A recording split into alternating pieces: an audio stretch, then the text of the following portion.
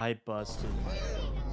Dune Part 2 is a continuation of the highly successful first Dune for the obvious reasons. It stars Timothy Chalamet, Zendaya, Austin Butler, Dave Bautista, Rebecca Ferguson, Florence Pugh, Christopher Walken. There's just way too many stars in this movie, but man, are they good. So in this one, we come from Paul surviving the attack on his people where his family got destroyed. Now he must lead the Fremen to defeat the Harkonnen into this war, but also trying not make this future that he foresees happen. Look, I love the first Dune movie. I can understand why some people didn't. I do think it dragged a good bit at moments and a very severe lack of action. No, I 100% understand why people didn't really like the first movie. I thought it was great. Now, going into this one, I was incredibly excited. I wanted to make sure that we actually got some really good action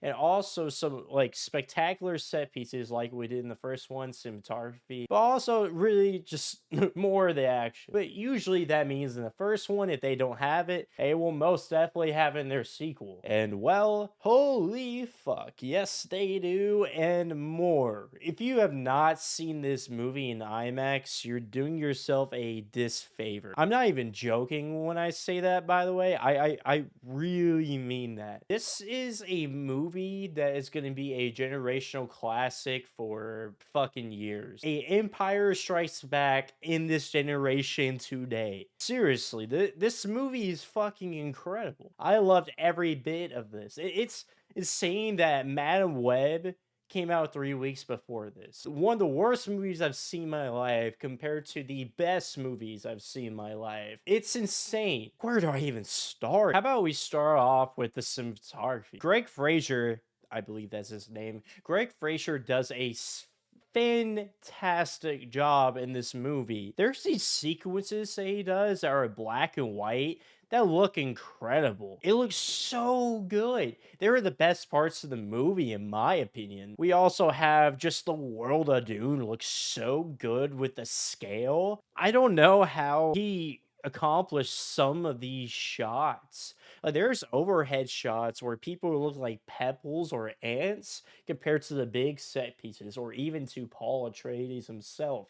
It's insane. It's probably one of the best looking movies ever made, and it will be studied in film school for fucking years. That's how good this movie looks. Greg Fraser, man, seriously, no, like seriously, you did amazing. How about we get into the acting? Because wow, Timothy Chalamet is just incredible. He does such a good job in this. I don't understand the hate this man gets. I mean, I understand it to an extent. A lot of people just haven't watched Call Me by Your Name or a lot of his other movies. Dude, he kills it in this movie. He makes such a good switch to this leadership role from this shy and timid boy from the last movie. He really plays the leader so well. This is how Anakin in the Star Wars movies, which coincidentally enough, Star Wars copy a lot from Dune. This is how Anakin should have been done. Switch of a role where he can be menacing and even frightening at times because you don't know what his next move is gonna be. Hey, sorry y'all. A little editor disclaimer here. I sound a little weird here because I was trying to listen to some of the monitoring off my mic, but it came off a little bit more delayed than I thought. I sound like the Burger King footless guy. I do apologize for that. You're wondering why I'm talking so fucking weird for a good minute of this. Anyway, let's get back to the video. Him and Zendaya do such a good job going back and forth. Zendaya's really good in this movie. Their romance was not cliche or boring or just fucking bland. I was very invested into their relationship. Her character actually questions a lot of Timothy's actions or a lot of Paul's actions. It made it so well done, and she wasn't just a damsel in distress. She makes so much sense. You understand everything that she does. You understand a lot of what these characters do, honestly. Let's talk about the person that stole the show for me. It was Austin Butler. Dude, I don't know why people just continuously hate this guy. I thought he's a fantastic actor. So what? He got stuck in his Elvis voice. Who fucking cares? He did great in that movie. This is probably his best performance, and probably a protagonist performance you will remember for a while. This dude was so unpredictable, so intense. You don't know what his next move is or who is he going to kill next. He has no remorse. And that's what makes him so fucking awesome. And I mean, him being completely hairless too makes him so featureless that it's scary to look at times. He was super, super intriguing throughout the whole movie. Let's talk about Javar Bardem. I had to look up his name because I don't know how you say his name. But dude, this guy killed it too. I love that he was kind of like this little, I want to say comedic relief. He was really funny, weirdly, in this movie. The first act of this movie is really funny, but in a good way. There's many times that I was actually laughing at what they were saying with the jokes. They do it so well, and I love how much warmth he brought into this. And Rebecca Ferguson was so good. Oh my god, she's so unpredictable. Especially if you haven't read the book, a lot of this stuff is super unpredictable. They do such a good job. The people who have the minor roles are still fantastic, like Florence Pugh, Christopher Walken. Everybody is so good in this movie. Now let's get into the directing, because the directing also is the biggest part of this movie. Denis Villeneuve. Is that how you say his name? I can't remember. But dude, I've been a fan of this guy for so long, since Prisoners, since Blade Runner 2049, which is super fucking underappreciated, by the way. To Jake Gyllenhaal's Enemy. I mean, this dude's filmography is just fucking legendary. He knows what he's doing. He's a giant fan of the books. He knows that how important this book is to everybody. This book has made so many sci-fi successful movies. Like, it's insane. And I can see his passion and his love for all of this, especially in the action, dude. Oh my god, the action is so fucking awesome. Not only is the action, the choreography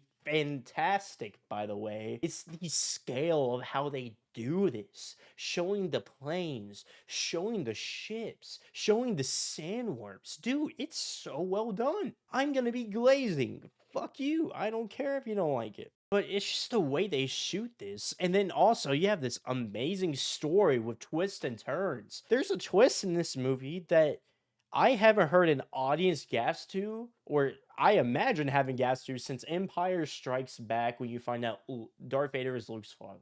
That's how good this movie is, bro. I don't have any complaints personally, but I'm gonna come up with a few that I know people will say. One, the length. I don't know why people just don't like long movies. I love them. Let the director do his shit. I think it makes for a better movie most of the time. Not always, but most of the time. And some of the character deaths were a little underwhelming, but I thought it made it a lot better because it made it feel like this was the actual war. And not to even think this is not the main war, bruh. Like, it's not even getting close to the good shit. These both films are the first book, bro. We have so much more coming. It's insane. Like, I know some people will say some parts of this movie drag, but I don't know how. I really don't know how. This movie's perfect to me. I'm gonna say it, man. Glazing, I don't give a fuck. 10 out of 10.